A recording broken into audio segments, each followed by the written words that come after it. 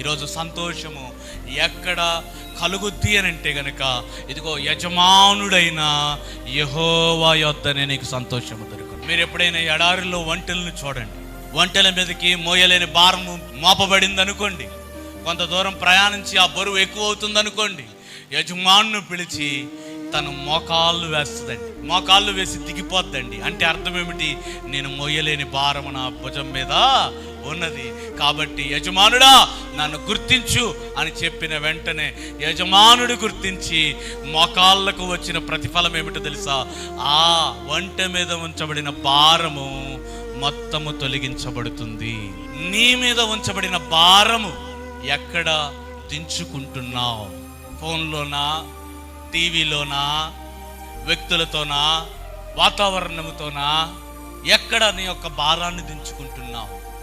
సరైన భారమును దించుకునే ప్రాంగణం ఏదైనా ఉన్నది అంటే అది యెహోవా మందిరము మాత్రమే. హల్లెలూయా.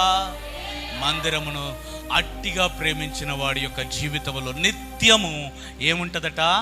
సంతోషం ఉంటుందట.